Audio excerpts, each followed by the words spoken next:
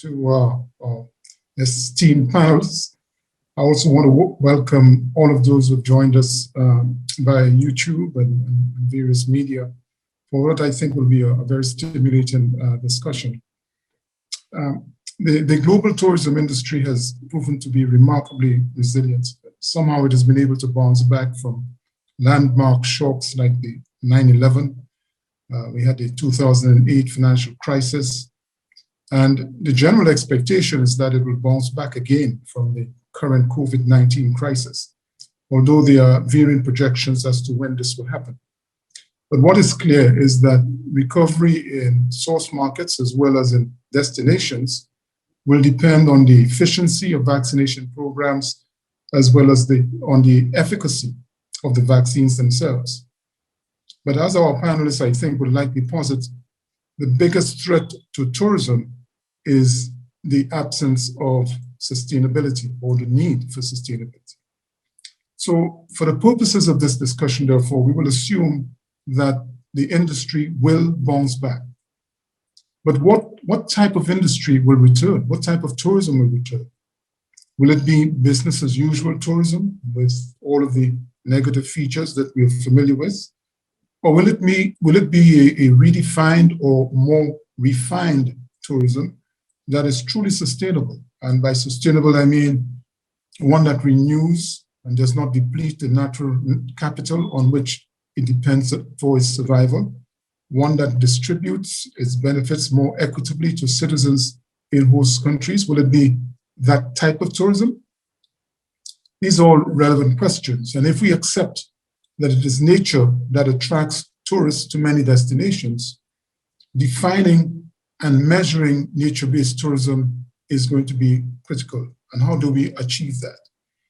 Today's discussion will attempt to establish the factual contours for a better understanding of nature-based tourism and how it may be practiced in a sustainable manner. And as you heard from David, the discussion is part of a Global Environment Facility funded project that is just about to get on the way in 4 islands in the Eastern Caribbean. We have a really stellar group of panelists here, and our first speaker today is an old friend, former Deputy Director of the Saint Lucia Tourist Board in Saint Lucia, and she's now the tourism specialist at the Organization of Eastern Caribbean States based in Saint Lucia. I'm speaking about Maria Fowle. Maria, we're looking forward to your perspective on the challenges and opportunities that you see from your unique perch up on the hill at Mount Fortune. We look forward to your presentation now. You now have the floor.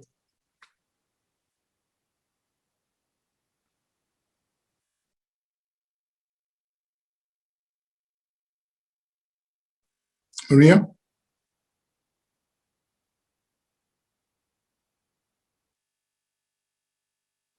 Maria, are you there?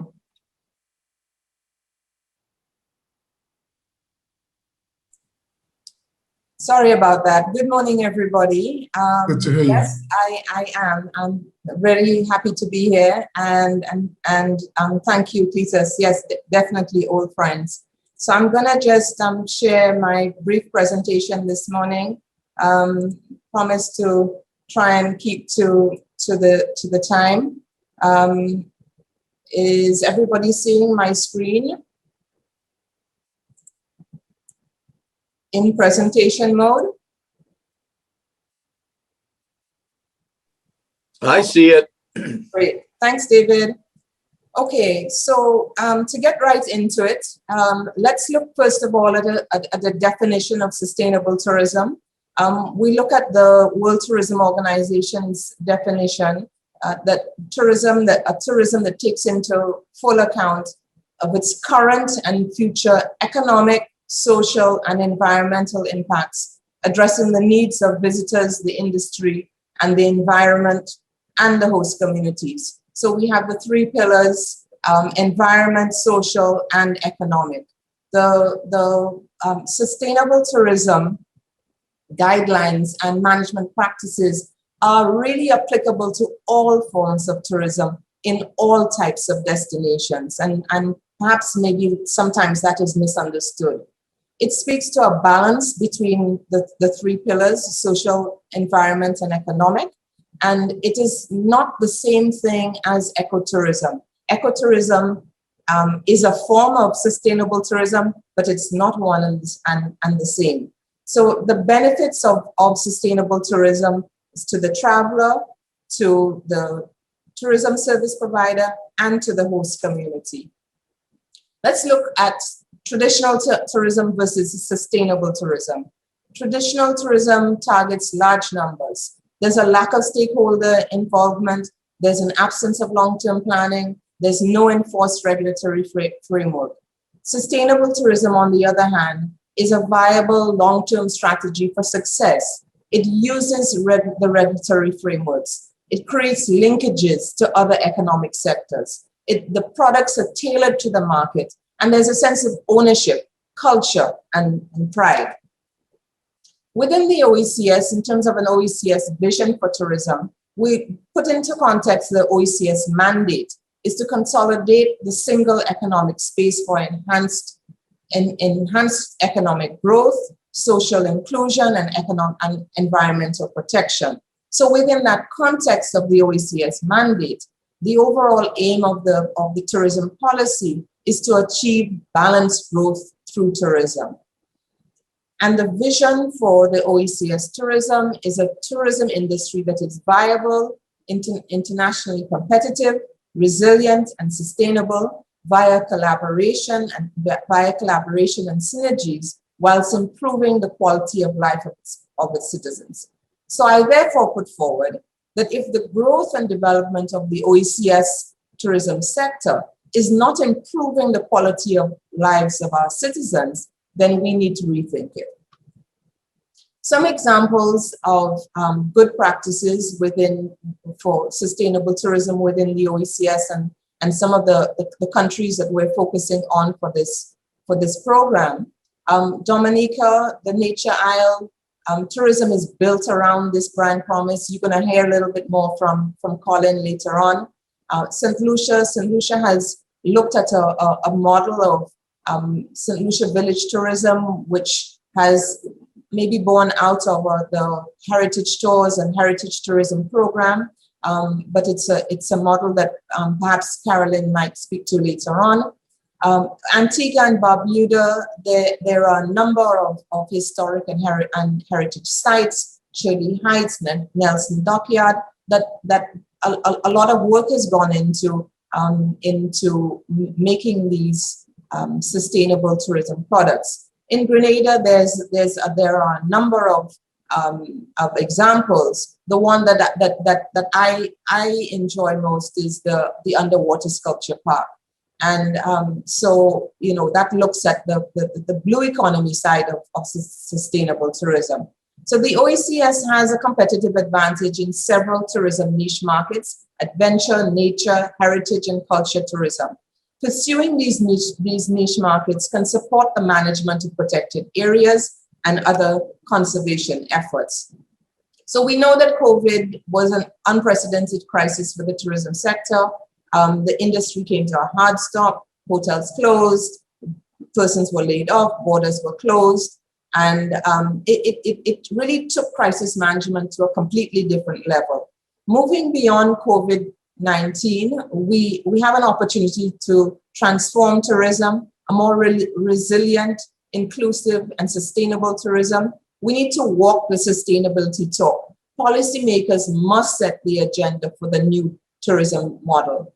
So in restarting the tourism after COVID, the OECS partnered with other regional institutions. We recognized that health was the priority. We needed to open safely. We established protocols. So there are protocols that we worked on with the COVID-19 task force of the Caribbean Tourism COVID-19 task force, which would have been CTO, the Caribbean Tourism Organization, Hotel and Tourism Association, CARFA, etc. The OECS Commission also made recommendations to the heads of government on the reopening of borders, and that was done jointly between tourism and health. There are a number of resource materials that one can look at. I don't have all the time this morning, but certainly if there's one document that perhaps you can would be an interesting read, would be the UN's document on the policy brief on COVID-19 and transforming tourism. There were a number of key points that were made towards the roadmap for inclusive, more inclusive and sustainable tourism sector. And these documents are also all available. UNWTO put out some documents as well in terms of priorities. We have the One Planet Vision, and there are also some work that have been done previously. So sustainable tourism, what's the policy intervention that we're looking for? We need to be clear on what type of tourism we want. We need to set a framework for tourism development, tourism master plans, national tourism policies, etc. Implement those plans. It's not good enough to prepare those plans and have those plans sitting on a shelf. We need the shared responsibility of all stakeholders in the implementation. But the policymakers need to lead if we are looking for that desired balance. So we need to support tourism SMEs. We need to facilitate community tourism. We need to create linkages to other economic sectors. We need to protect the natural resources, which are what gives us our competitive advantage. We need to recognize the importance of data more than just visitor arrivals. We need to commit to tourism satellite accounts and measuring sustainable tourism. We need to develop partnerships with NGOs, universities, and other like-minded organizations. So in closing, sustainable tourism, I picked out this quote from George Washington University. If practiced responsibly, tourism can be the engine for innovation, drive sustainable consumption and production, generate revenue and incentivize communities to protect their valuable natural and cultural resources. And with that, I thank you. Cletus, back to you. Excellent, Maria. Thank you very, very much. You did not disappoint. So much information that you shared with us, and your perspective is quite rich. There was one point that you made that I think is something that we might want to keep in our minds as the discussion ensues. And that point is, you said very, very clearly, if tourism is not improving the quality of life of the citizens of the destination, then it needs a serious rethink. And those policy interventions that you gave towards the end are most apt. And again, I think they provide us with a solid foundation for the discussion to follow. Thanks very much for that. So our next speaker is another good friend. I'm blessed in a way to be able to say that all of the panelists today are my good friends, and I hope they continue to be. Carolyn Trubiscoy has been a friend of long standing. She has been a stalwart and in many senses a leading light in the tourism industry in Saint Lucia. Carolyn has moved between the local Hotel and Tourism Association and the Caribbean Hotel and Tourism Association, which she has led in intervening periods. She's now back as president of the Saint Lucia Hotel and Tourism Association, but she's equally well known as executive director of Anshasne and Jade Mountain Resorts, two of the best known hotels in the region that have repeatedly and consistently attained awards globally. So Caroline, the floor is yours. Thank you so very much for the introduction, Cletus. Let me do my screen share.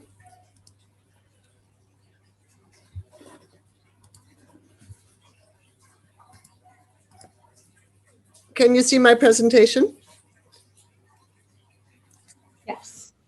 Okay, great. And you can hear me, great. So great introduction. Thank you, Cletus. Just to say that this is my fourth term as president of the Saint Lucia Hospitality and Tourism Association. I had the pleasure of serving as president of the Caribbean Hotel and Tourism Association for 2 years. And I'm also the envoy of what is called the Caribbean Challenge Initiative. I will speak to that a little bit more.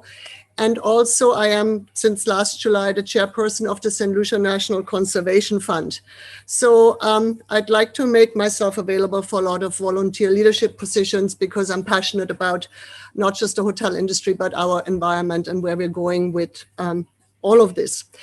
The Saint Lucia Hotel and Tourism Association does not just represent hotels. As a matter of fact, the majority of our members are allied members that are small and medium locally owned enterprises, very dependent on a successful tourism activity in the country. We know that tourism is, the Caribbean is probably the most tourism dependent region in the world. And Saint Lucia in particular is actually among the top 6 countries in the Caribbean where tourism supports more than 25% of the economy.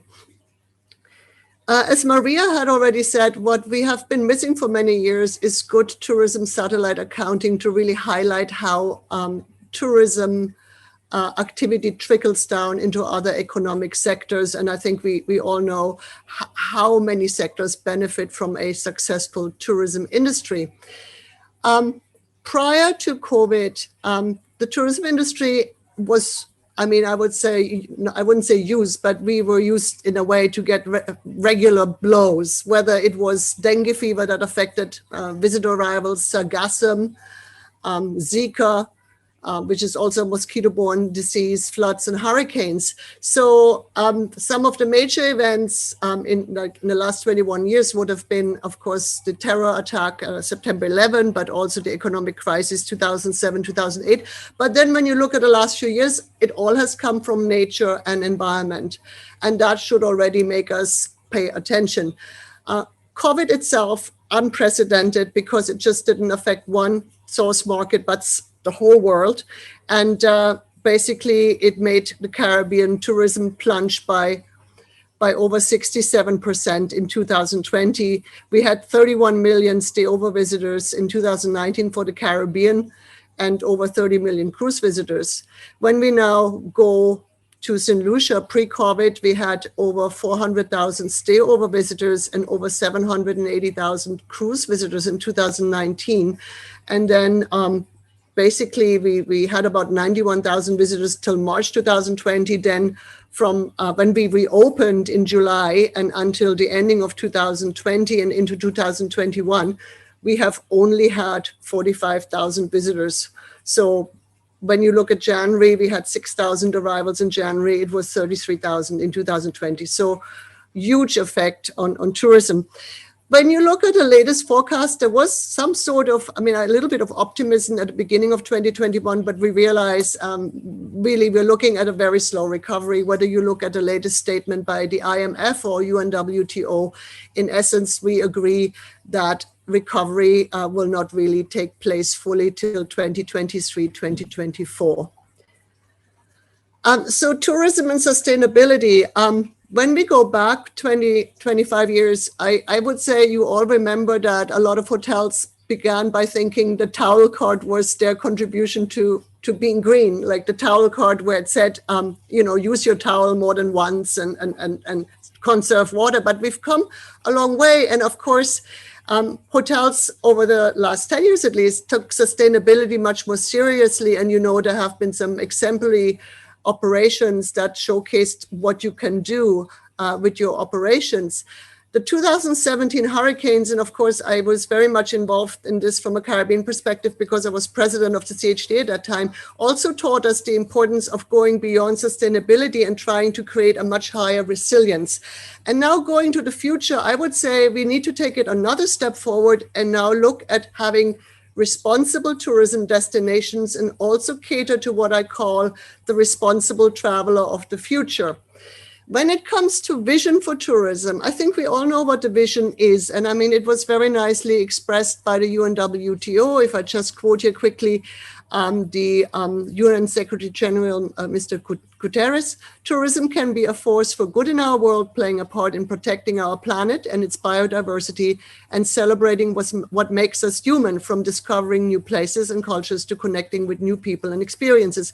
So the vision, I think we know what that should be, but how do we now make that vision a reality? And I think this is the challenge.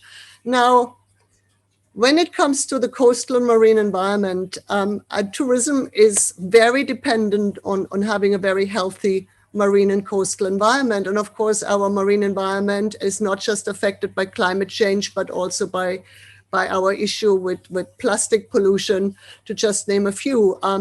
Now, the vision that is currently being created and coming also out of the Caribbean Challenge Initiative, which is the Caribbean Challenge Initiative was one of the first initiatives that was Caribbean-centric to advocate for protection of at least 20% of the marine and coastal environments in the Caribbean. And now we're taking it to 2030, and we want to see that at least 30% of the world's ocean and also in the Caribbean are safeguarded and protected. Now, when you take this down to the ground, and when we're talking about Saint Lucia, we have what we call here the Soufrière Marine Management Authority. But again, when we really study the Soufrière Marine Management Authority, it needs to be strengthened, and there has to be a very strong public-private sector collaboration to really ensure that we can save our environment, strengthen it, preserve it, and safeguard it for future generations. When we look at the operational side of tourism, I call them the big ticket items that require public sector collaboration as well. It's the whole issue of being energy efficient and having more renewable energy integrated into our grids. The whole issue of wastewater management, freshwater management, the recreational water quality. These are all things that usually require also public sector input. It cannot just be solved by the private sector alone. On the plastic reduction side, I would like to see that we go back where we started before COVID. COVID, in a way, has really made us go backwards, because now we go back to using a lot more plastic than we used to. And then when we look at waste recycling and that, there is a lot of work to be done to ensure that our solid waste management authority is actually able to deal with all the waste that we produce. We might separate it at our operations, but it will still be thrown all together in a landfill. So lots of work ahead. The carbon offsets reduce our contribution to greenhouse gases. I put it in there, but we all know that the Caribbean is not really a huge contributor. That doesn't mean that we shouldn't be aware of our contribution. The challenges, to some extent, are legislative restrictions. For example, in Saint Lucia, the commercial limit is 25 kilowatt of renewable energy that we could integrate in the grid. There might be technical restrictions.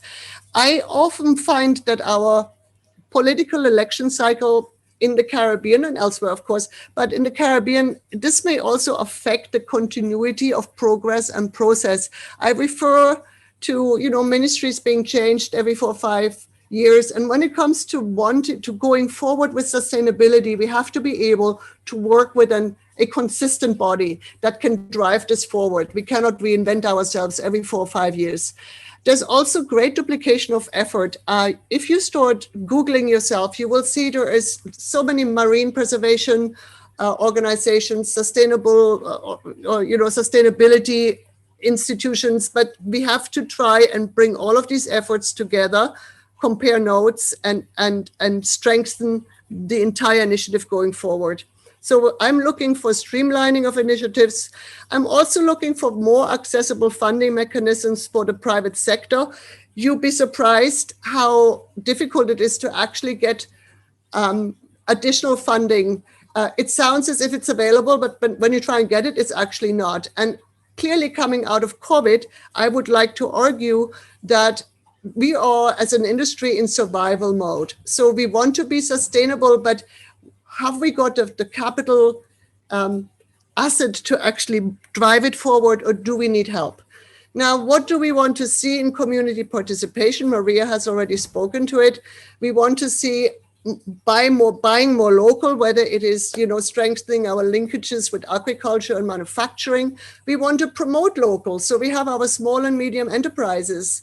A lot is being said about vertical integration in tourism, but the way to get around this is important, and I will talk to it a little bit more. We want to celebrate local. We want to celebrate culture, arts, and music.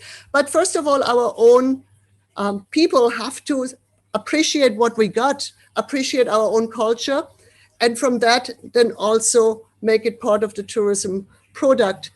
I love what has access to them.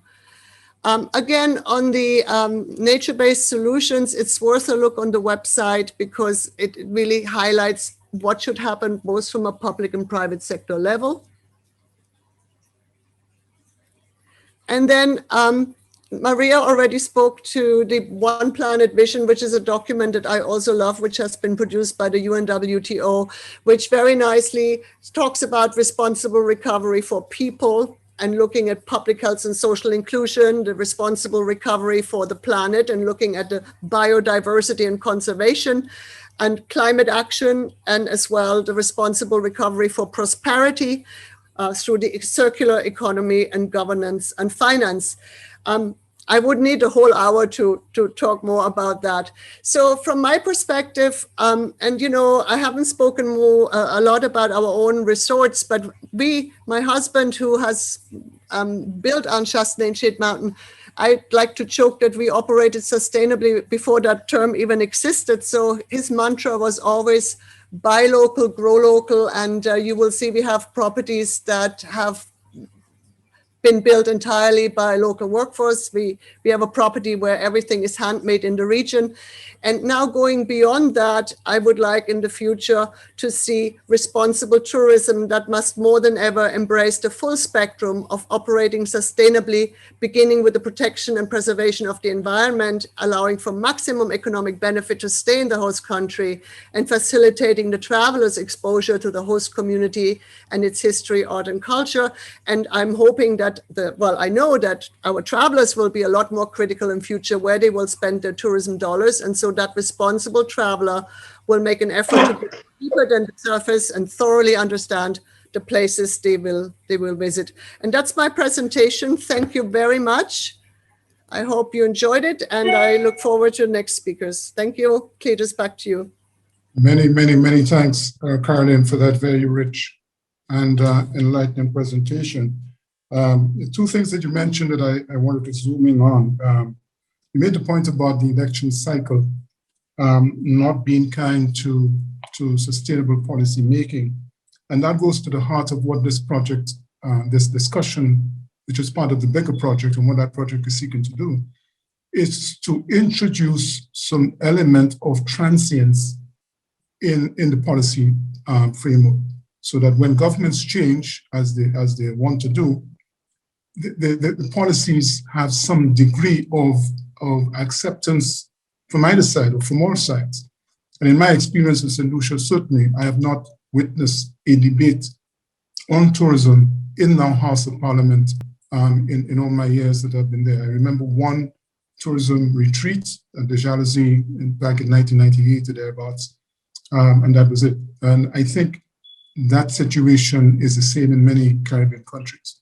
So we need to bring the debate, since he wore short pants, and I think he has graduated from that over the years. But Damien was a very powerful Minister of Health and Wellness and Human Services in Saint Lucia. He also had family affairs and general relations as part of his portfolio. He is a noted Calypsonian, and so he has taken his message to Calypso and has been very effective at that. He's now with the St. George's University in Grenada, and so against that background, you can understand why we're delighted to have Dr. Damien Greaves with us. Over to you, Dr. Greaves. You have 10 minutes. Right. So hello to everybody. Thank you very much, Cletus. For a moment, I didn't know myself there when you spoke about me, but thank you very much for the accolades that you gave. And let's get into the heart of the matter.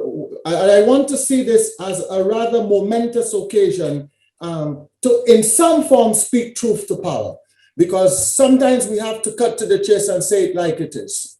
So my responsibility is to look at the health considerations and opportunities for reopening a sustainable tourism. And every now and then I'll be looking at Grenada, because I think Grenada presents a situation that may not be considered best practices, but certainly good practices, and considerably good practices at that. And so I would like to inject every now and then the Grenada experience. So basically what we are saying is that we have to understand that this is how my tone is going to be set for this presentation. We have mortgaged the health of our future generations to realize economic gains and development. And that is coming from a distinguished lecturer, Dr. Sanjit Maharaj at the University of the West Indies in St. Augustine, in a presentation that he made on planetary health.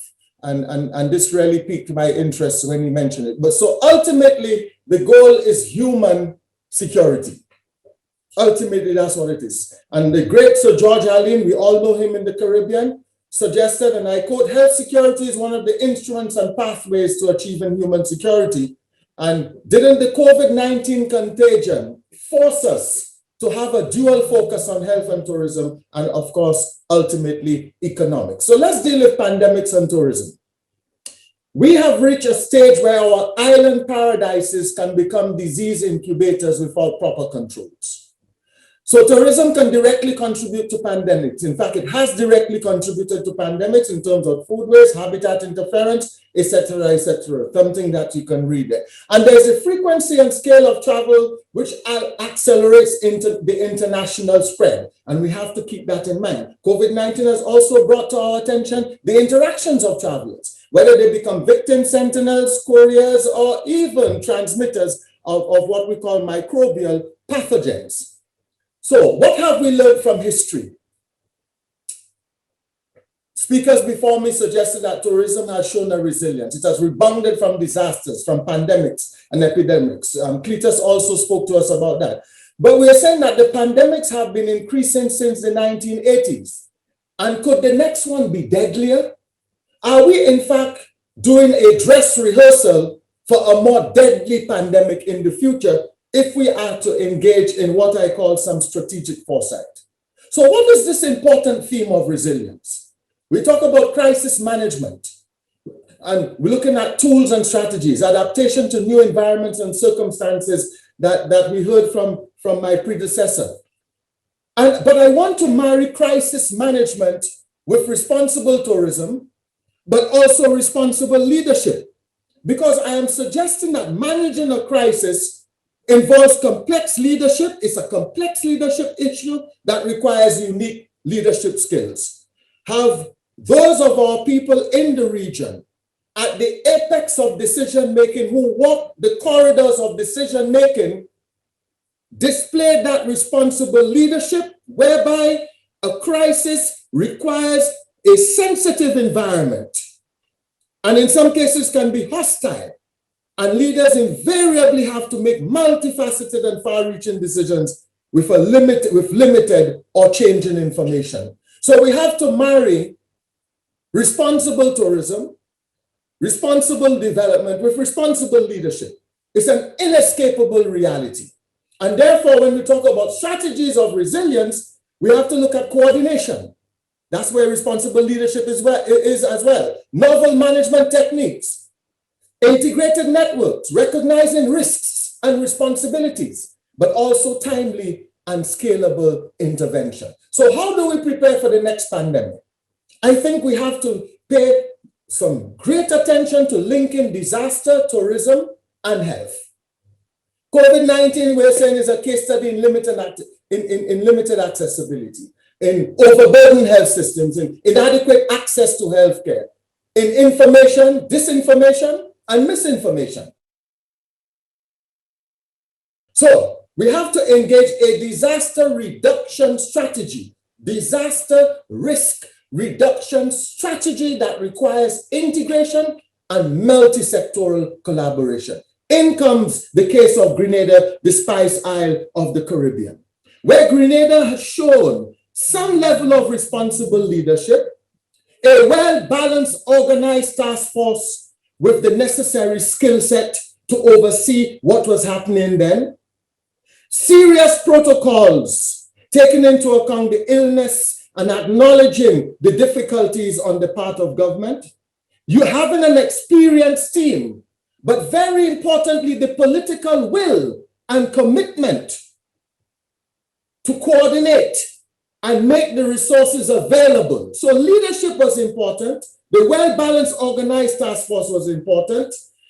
The learning curve was important from last year up to this particular period. The partnerships were important, but we are also saying the decision by the authorities in the context of safety and mitigation to listen to the science and be guided by the science, as well as collaboration with the regional health institutions.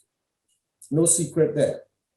So we're talking about disaster risk reduction, the mitigation of further harm after illness or injury, and that is paramount.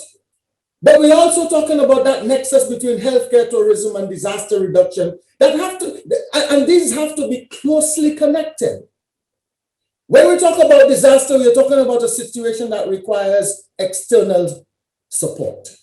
When we talk about disaster risk, we're talking about the potential for adverse outcomes based on the disaster, where we can see casualties, infrastructure damage, livelihood interruption, and of course, the disruption of day-to-day activities. So how do we frame a response to COVID-19?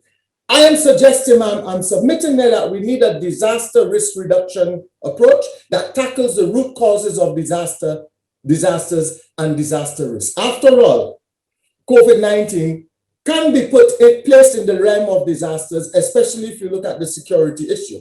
So we talk about vulnerabilities that intersect with hazards. We talk about floods, earthquakes, for example. We're talking about disasters emerging from choices to create and allow vulnerabilities. Can we separate COVID-19 and other disasters and health security and the development agenda of the region in terms of a service industry led by tourism without looking at the inequity of wealth, without looking at the discrimination against populations within a country or region, without looking at the lack of provision of education, without looking at marginalization, at limited accessibility, all what you call part of the determinants of health and the determinants of economic well-being. So a resilience-based framework for meaningful transformation must be engaged with technological innovation, domestic travel in terms of local and regional belongingness. Why can't we develop our domestic travel or regional travel industry, taking into account all of the activities and the decisions that have to be made? What about the consumer and employee confidence that we need to engender? What about, we spoke about sustainable tourism, but what also about the well-being of society? The speakers before me spoke about the fact that if tourism is not doing what it needs to do in terms of elevating the lives of individuals and elevating the livelihoods of individuals, then we should at least reset the button on it. So we need to balance economic growth with the welfare of the society, because we know what that can lead to if we do not. What about the meaningful connections we need to encourage? And we spoke about the ecological balance, in terms of life, health, environment. All of that must now be the new focus.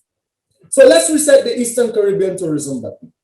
So we want to restart, we want to reorganize, but we want to assimilate the tourism industry according to the latest standards and rules. And therefore, we have to look at opportunities for the new dispensation to include climate change mitigation, although I want to say environmental change mitigation, because I believe that climate change is but a subset of the larger universal set of environmental change. And then we have to talk about our local communities and the whole of society well-being. So tourism has had its defining moments. Local communities as centers of transformation would be a defining moment. Community-centered tourism, a community-centered tourism framework to fit the interests and aspirations of local communities. Let's not leave these out. What about a deeper understanding of remote communities' challenges?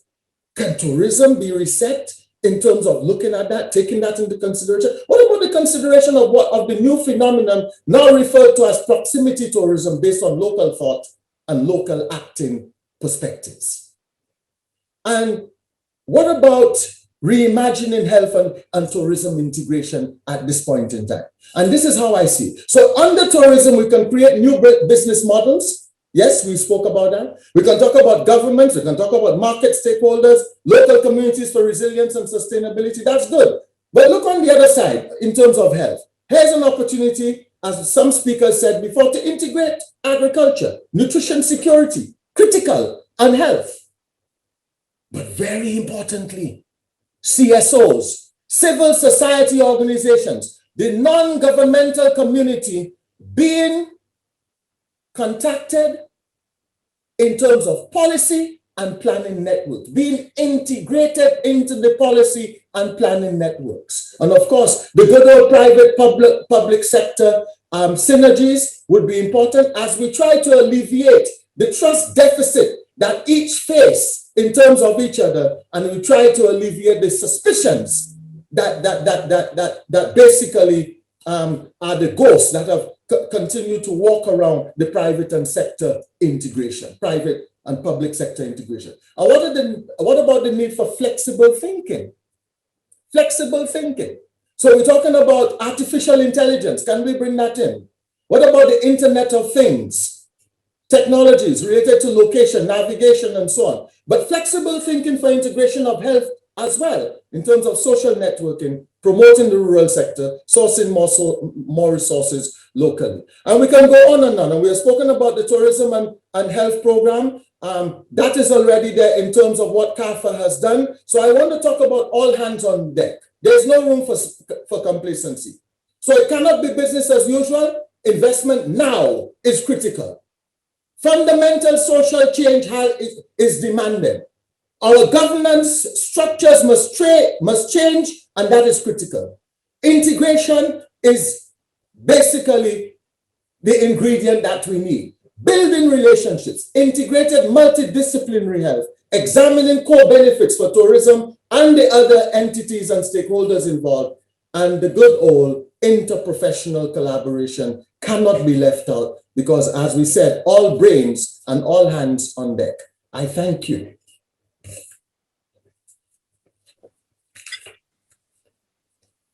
Well, Dr. Graves, if I have to come up with 2 words to describe that presentation, I would say it was passionate and provocative. And I quite appreciated the linkage that you made between health and tourism. I keep saying that everything is connected. And COVID-19 has, in my view, done something that has not been done before, and that is to elevate in the consciousness of destinations and citizens in destinations, linkage between health and tourism. You provided us with the disaster lens, which I personally consider to be quite useful as a lens of analysis for the task that we are setting ourselves. Very critically, you mentioned the trust deficit. And I don't think at any time I have seen the trust deficit as alarming as I have seen it over this past year, since the COVID crisis has been with us. And it's been particularly so in Saint Lucia, but Saint Lucia has not been unique in that respect. So thank you very, very much for those words. I think you've given us a considerable lot that we can work with, not just in the context of this discussion, but in the context of the evolution of the project that we are speaking in the context of. I want to recognize the presence in our audience of the Honorable Ernest Dilher, who is the Shadow Minister for Tourism in the Saint Lucia Labour Party in Saint Lucia, as well as Sylvester Clozel, who is the advisor on sustainable tourism to Minister Philip Pierre, who is the leader of the opposition. Thank you very much for joining us, gentlemen. So we're doing fairly well with time, but we could do a little better. So we now go to Sally Yozel. And Sally, and I have become friends since she joined the meeting today. Sally will speak to us on the risks that are involved in scaling up tourism. And as we've noted, these risks are not just health related, but they're also environmental. And there's a link between the health of the environment and human health, of course. For this reason, we are delighted to have Sally with us. Sally is the Director of Environmental Security Program at the Stinson Center. She will present on the findings of the work of that center from the Climate and Ocean Risk Vulnerability Index, which was developed by the center. Sally, welcome. The floor is yours. Good morning, everybody, and thank you to my new friend Cletus for that kind introduction, and thank you to David Barron and the ICCF Group, as well as the OECS, for hosting this really important discussion on strengthening the tourism sector. If we could bring up my slides, that would be great. As we heard from Carolyn and Maria, the tourism sector is critical for the economic security of the Caribbean nations. However, let me just stop for a minute. Can we bring up my slides, please? Yep, I'm on it. One moment. Okay, thanks, Olivia. I'll keep going. However, climate change has poses a really substantial threat to the long-term sustainability of the tourism sector. And the Eastern Caribbean nation is vulnerable to a host of climate hazards, including intensifying hurricanes, extreme heat, sea level rise, drought and flooding. And these hazards from climate change also have severe knock-on effects for coastal ecosystems and the communities which are essential to tourism and their related industries. I mean, think about Hurricane Irma with its 185-mile-an-hour winds that almost wiped Barbuda off the map in 2017, or the Christmas Eve trough in 2013 that caused severe flooding all across Saint Lucia and devastated infrastructure. In addition to adapting to climate change, we also need to understand the unintended consequences that tourism can have on nature itself. I mean, tourists are drawn to the beautiful beaches, the waters and the mountains, and the natural places all across the Eastern Caribbean. And nature plays an important role in protecting these coastal communities from climate risks, while also providing economic and food security. Ecosystems like corals and mangroves are key selling points for the industry, but they also protect coastal areas from flooding and can reduce the punch from the big storm. Next slide, please. So to build a sustainable tourism industry, we really need to understand all of the interconnected risks in order to know how best to invest in the people, the infrastructure, and the natural environment, while also taking into account the growing climate impacts. So to better understand these impacts in coastal areas, the Stimson Center developed CORVI, the Climate and Ocean Risk Vulnerability Index. CORVI is a decision support tool which really produces a holistic climate risk assessment for coastal cities. This includes the impact of climate change on vulnerable sectors, ecosystem services, and coastal city inhabitants. And we decided to focus on coastal cities because cities are at the forefront of climate change and also are the hub of island nations' blue economies. So how does it work? The CORVI process collects empirical data and also surveys experts across governments, academia, civil society, and the private sector, and then we build this holistic risk picture. So as you can see in the CORVI wheel, we look at financial, political, and ecological risks. And under these sectors, we then focus on 10 risk categories, which then include close to 100 separate different indicators. Now that's a lot of information, but with this information, we're then able to compare the diverse range of risks and help government officials really pinpoint and prioritize actions to reduce climate risk and safeguard the future investments. Next slide, please. So our initial Corby projects were piloted in Castries, Saint Lucia, and Kingston, Jamaica. I'm going to talk a little bit today about some of the results we found in Castries. So after discussions with local experts, we expanded our geography of the assessment beyond the city limits to also include Gros Islet, a tourism hotspot that's just north of the city. And the Corby assessment showed that for Castries, climate risks are driven by economic and environmental vulnerability. As we heard earlier from Carolyn, tourism is a critical industry for Castries, directly employing about 40% of its population, but that figure rises to approximately 70% when you include the secondary sectors and the informal economy. However, this industry is under threat from a growing number of climate hazards, like sea level rise or hurricanes, and the growing number of extreme heat events. And these risks have also been compounded by land-based stressors. Unregulated construction in the watershed has affected the fresh water supply that's so important to the hotels and other tourism industries.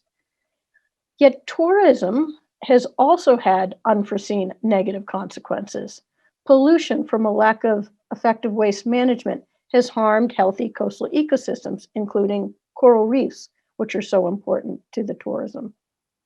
Other relevant findings highlighted critical climate infrastructure risks, including an overdependence on imported oil, energy infrastructure located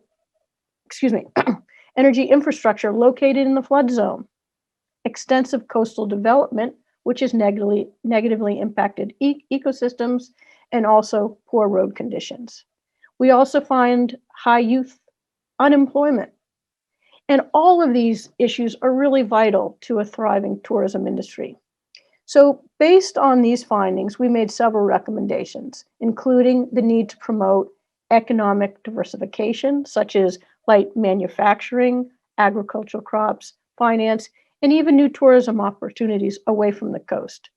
And this includes improving training and reskilling the labor force. We recommended ensuring new tourism projects and ensuring that the waste they generate do not damage Saint Lucia's ecosystems. This is important for building a sustainable blue tourism economy for many years to come. We also suggested build resilience across key infrastructure, such as energy facilities, increase renewable energy, improve the roads, and the cruise ship terminal, which are both vulnerable to sea level rise and coastal erosion and flooding. So after the assessment was published, the findings have been a key resource in efforts to unlock additional climate investment in Saint Lucia.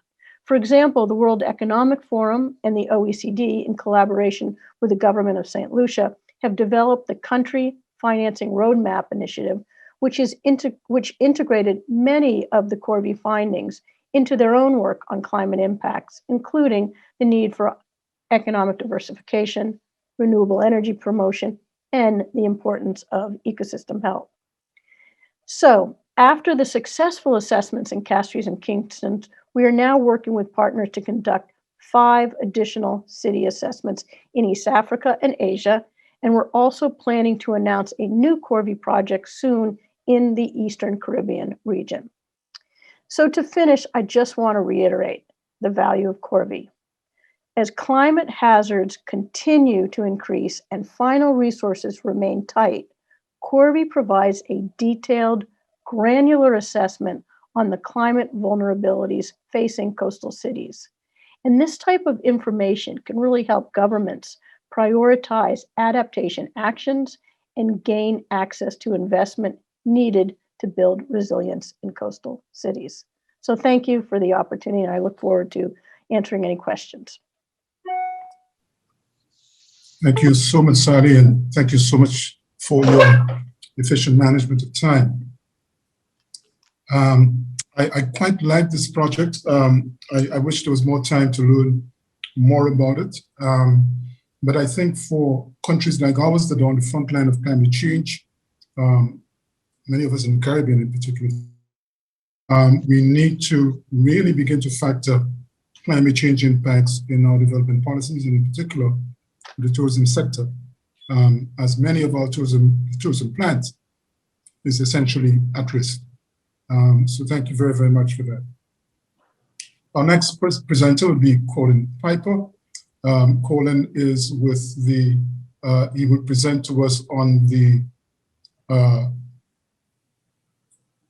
Dominica's Safe in Nature policy, which that country is promoting, and the various policy considerations that have gone into its development. As you know, Dominica has a tagline as the nature isle of the Caribbean, and I have to say, Saint Lucia aside, that Dominica has really walked the talk on that policy. So Colin, we're happy to have you with us, and I'll give you the floor. Thank you very much. Just give me a thumbs up if you can hear me okay and see my presentation. Yes, we can. Okay. We are tight on time, so Okay. please bear us in mind. Okay, thanks. All righty. So morning to everyone, and certainly greetings from Dominica, the nature island of the Caribbean. As Cletus mentioned, I'm Colin Piper, CEO and Director of Tourism for the Discover Dominica Authority. And certainly thanks to the ICCF Group, the organizers, for putting on this event, and many thanks for the invitation to be part of such an esteemed panel and share one aspect of Dominica's experience. My contribution, as mentioned, to the discussion on strengthening the sustainable tourism sector will be to present on Dominica's Safe in Nature program. Colin, sorry, I'm going to interrupt you for one moment just because we don't actually see the presentation. Okay, let me just make sure that in terms of sharing the screen, that is happening.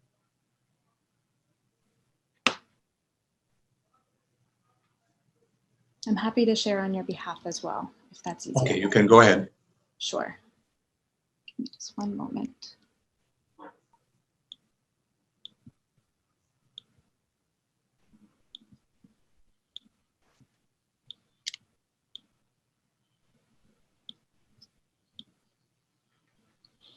Can you see that? Sure. Perfect. You can move on to the next slide. So to provide some context, we began discussions on the Safe in Nature program around July, August of 2020. This was 3 months after officially being on lockdown in March of 2020, but on the cusp of dialogue on reopening to nationals in the first instance, which happened in July 15th, and then to all other travelers, which happened on August 7th. At that time, we can report now that the tourism industry had experienced virtually a 99.9% reduction over the second quarter in terms of visitor arrivals. And our just direct loss through extrapolation was at about 20 million US, or 55 million EC. Being forfeited in terms of direct visitor arrival expenditure. Also, tourism and health sectors were now working, I would say, more collaboratively than we had in the past as a result of protocols which needed to be established and under which to operate.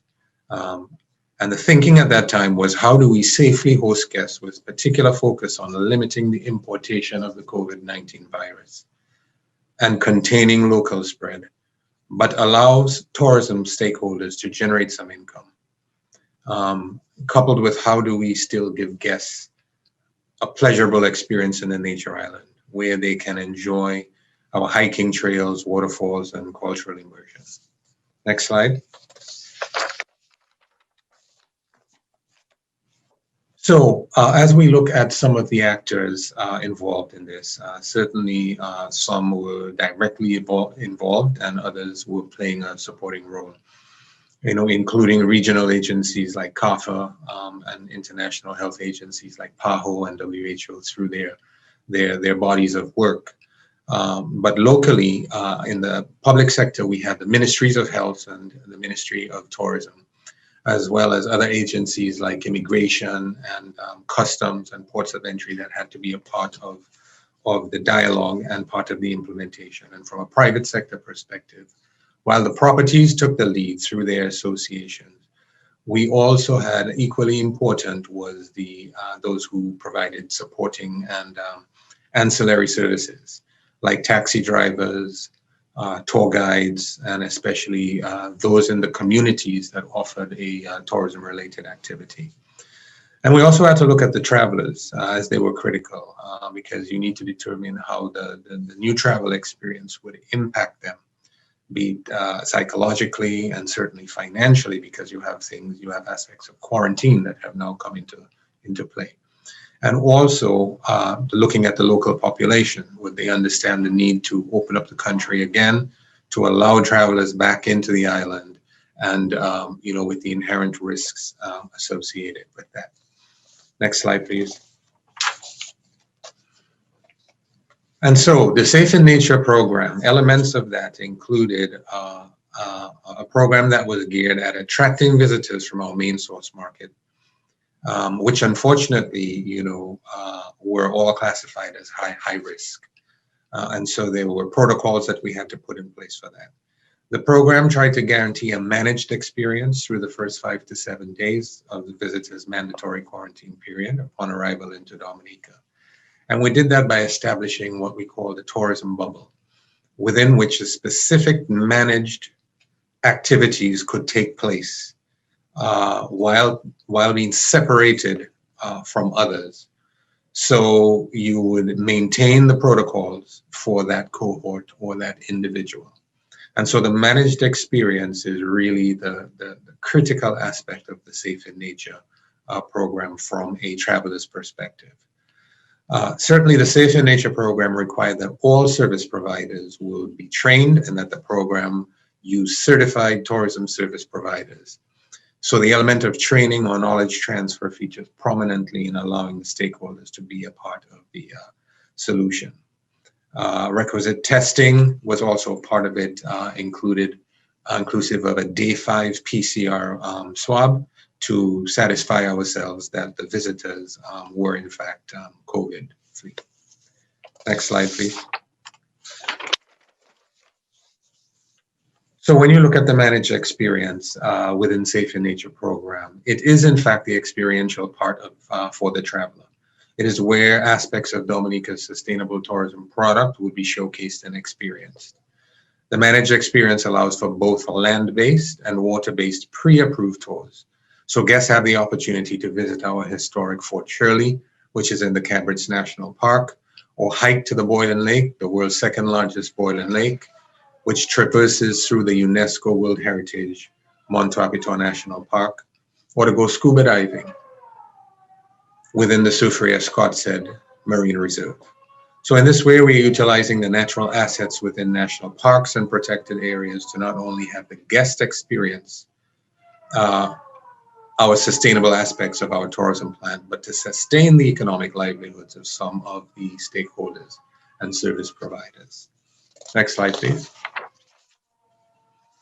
So in terms of some of the benefits here, you can see the benefits of the Safe in Nature program. We've had upwards of 68 properties certified, and that includes resorts, hotels, Airbnbs, guest houses. We've had up to 3 land-based tour operators certified, 5 water sports operators certified. And since we began the program early in October 2020, we've had close to 1,400 guests that have hosted. And if you extrapolate that they're staying 7 nights, and you apply a rate, you can see that it has at least allowed some cash flow to the local stakeholders. Next slide, please. And so from a local awareness perspective, the logo, the seal, so to speak, Safe in Nature, is what is most visible and is provided where it is a decal on the on the certified taxis.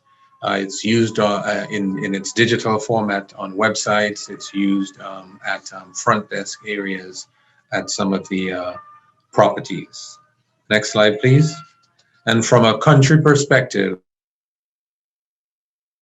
how we are certainly looking to benefit. We believe that this is a wonderful program. And so we've gone out to market, and you can see some of the elements of the communication plan, certainly utilizing social media, having done a press release, and working with travel agents and tour operators to discuss aspects of the Safe in Nature program.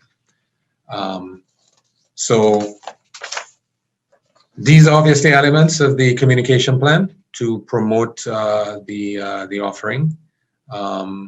And of course, to visit Dominica, the nature island of the Caribbean, which we believe is a perfect antidote to the stresses brought about by COVID-19. Also, stay tuned for information on our Work in Nature program, which is for remote workers to be launched soon. Thank you very much. Thank you very much, Colin. That was fascinating. Dominica always manages to come up with something innovative, and that is very apt. So thanks again for that presentation. So we're now down to our last speaker. And when I say last, I really mean by no means least, because Richard, as he's known as the Bard of VG here in Castries, is known for probing commentary, including on Facebook, but he's also been a very responsible commentator on national development issues, always trying to offer a balanced perspective. And so we are pleased to have Richard, with his rich background in accounting and economics and so on, to share with us his perspectives today. Richard, the floor is yours. Thank you, Cletus. And you can call that the Oracle of VG. But welcome, everybody.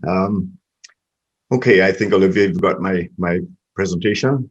Flip that up, and I'll get right into it. The previous speakers have defined, what we mean by sustainable tourism, how governments in the OECS, the private sector, are addressing the issues of resilience and sustainability, and how, companies, hospitality companies, are embracing and coping with the numerous challenges that they now face, the significance it has on our society and environmental health, and how we identify and measure our environmental vulnerabilities. There we go. On my second slide, so I just say next. That's just a quotation, or a couple of quotations from Sir Richard Attenborough. His recent shows have been really fascinating as to what's happening globally. So it's always a good guy to get a quote from. Next. Yeah, so we've heard from everybody, and I think, we understand. I don't think anybody has a problem with the importance, the realities, the imperatives. So it's safe to assume we can all agree as to the importance and to the obligation of adopting and implementing national and regional strategies to protect our countries, our companies, our lives, and our livelihoods for the present and for the future generations. Major problem we face, though, is how are we going to finance these strategies?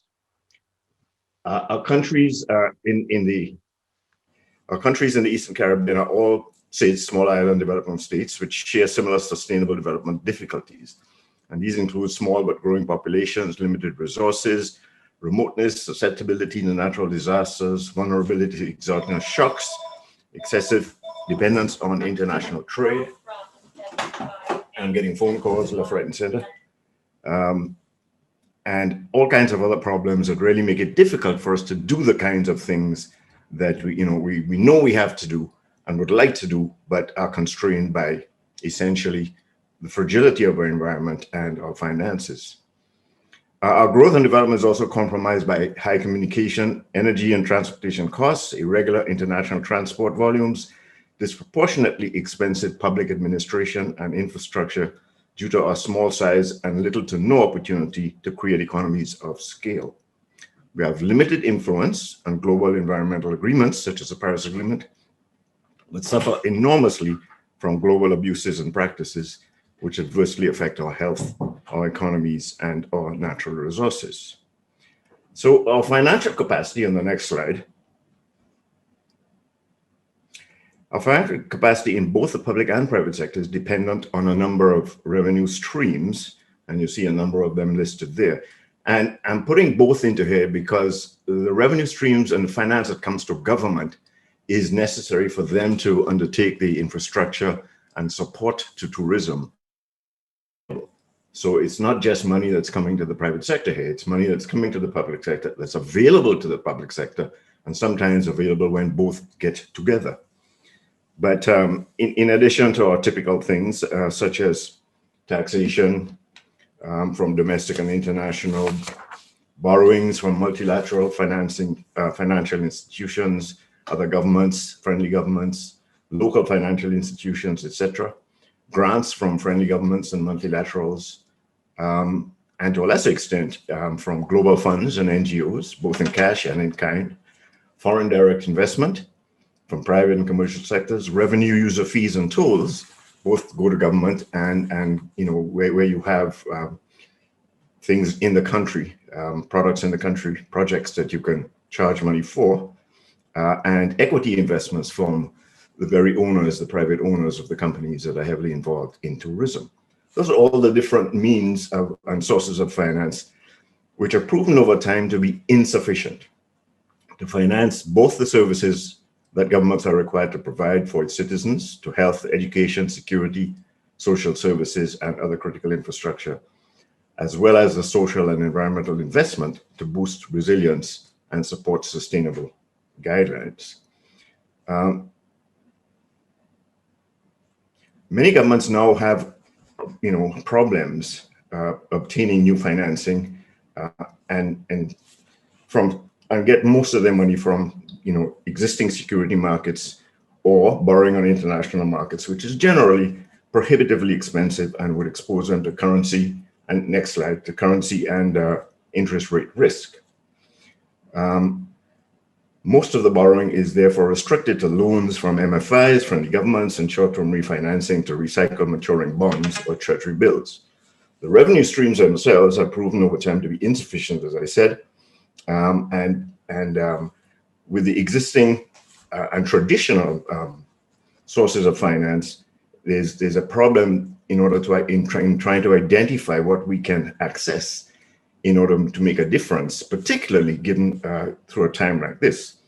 The COVID pandemic has exposed our islands, most of which are dependent on tourism, to the fragility of its revenue sources, its lack of reserves and contingency funds, and its deficient investment in health, education, and eco-infrastructure. This is the government's.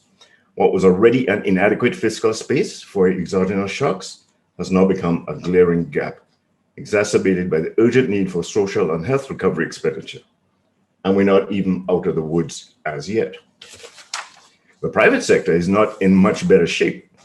There's an insufficient pool of domestic savings, scarce domestic investment in the productive sectors, such as manufacturing, agriculture, and tourism, and overdependence on short-term borrowing at unsustainable rates, resulting in low returns, low productivity, and high unemployment.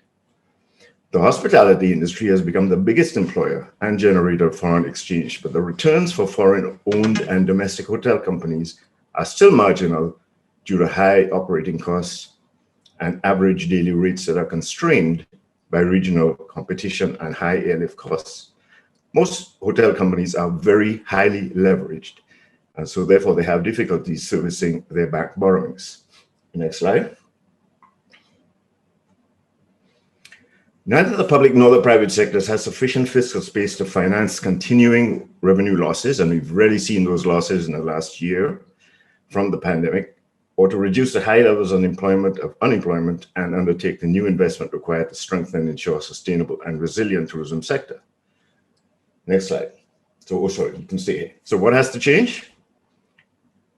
Economists are calling for a lessening of our dependence on tourism and for economies to pivot, but few have been able to suggest viable alternatives to diversify the economy in the short term. Some islands, such as Dominica, have been able to fare better than others because of government revenues from other sources that have been repurposed to deal with critical health expenditure and support for social and economic resilience, and also to the tourism sector. If we are to make and continue the investments we need to strengthen and ensure sustainability in all sectors, not just tourism, we'd have to vigorously pursue all of the options that are realistically available to develop and finance our strategies. These would include, and you can change the slide, identify, measure, and cost, and Sally spoke to those, what resilience and sustainability for the industry and the economy will require that have already been done, such as the work done by Corby. Dedicate some revenue streams, such as income from citizenship by investment schemes, to build strong health systems, social protection mechanisms, and disaster risk management capacities, as well as the greening of buildings and housing to be more resilient while investing in education and retraining. Since 2014, Dominica CBI program has been able to improve dramatically the fiscal space that was necessary to recover, and it exemplifies to devise a sustainable economic plan for that country. And a recent report by PwC has indicated exactly how significant that has been. And of course, Dominica has some robust CBI funding. In Saint Lucia, last year, we raised about $28 million, which went to government from the CBI, and that's forecast to provide another $45 million in 2021. And that doesn't even include the money that government will get from the sale of bonds. The big problem, though, is how long is that going to last? Because we've already seen the pressure we got from the EU on our offshore sector, and now we begin to get pressure on our CBI programs because they have some concerns there. We need to continue to access all available concessionary funding from MFIs, as there is an indication that there is going to be a lot more money available, particularly for health and social support. But we need to allow private sector hospitality companies to access some of these new and additional revenue streams and grants so that the companies can refinance debt and pandemic losses and make the investments in alternative energy and rehabilitation and restoration of nature areas to protect the vital ecosystems. We need to develop private and public partnerships, because it's the only way we're really going to be able to access some of these funds is if we're working together. There's a tendency to say they want the government and the private sector as partners, and we're just no money available unless we both go to the table together. So if we're able to do that, we can access funds that are available from international public and private trust funds, such as the US $10 million Bezos Climate Fund, which was announced in November last year. And already 16 environmental organizations have got $791 million from the fund for climate action. There are many green funds that we can access with well-designed products. Even Bloomberg has quite a few of those. We need to examine, and Carolyn mentioned it briefly, the possibility of green bonds for resilience and sustainable products. It's not easy because it means government is going to have to back the bonds. We're going to have to find buyers for the bonds. We're going to have to establish a rate. And then we're going to have to agree, because these bonds in essence are going to be public-private, as to how the money is used and ensure that it is going to be used in a sustainable way. But the buyers can be NISs and insurance companies and other people like that. We need to make new incentives granted to hospitality companies, conditional on specific and measurable investments in alternative energies, conservation, and management of protected areas. Too often, the incentives have been given tend to be tax incentives, but there's really no condition in respect of what the hotel has to be doing in some of those areas, which is critical. And we need to work proactively to improve sources of revenue and financial metrics to ensure that conservation plans should be tied to more realistic budgets, etc. So, for example, working with a national trust, using the available resources that we have, ensuring that we are pricing them properly so that can raise the money that is necessary for both the trust and for other organizations, so that in fact it doesn't become dependent on just government grants. Next slide. Are you okay? Yeah, just one page. So, it's obvious that the current financial flows are inadequate to sustain, let alone to expand protected area networks. And according to the World Economic Forum, many of the most vulnerable developing countries may not be able to endure or recover from this pandemic in the absence of adequate development financial support.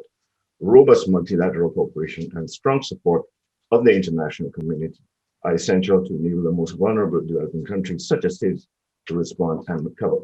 So you can see the final comment with a nice clip by our friend. And this is essentially where we are. We know what it's cost. We know we have to do it. But the problem is we have priorities right now just dealing with the pandemic. And even if we get over that, problems putting our heads together to be able to access the finance and then use it efficiently, effectively for what we're talking about today. Last slide, and I thank you.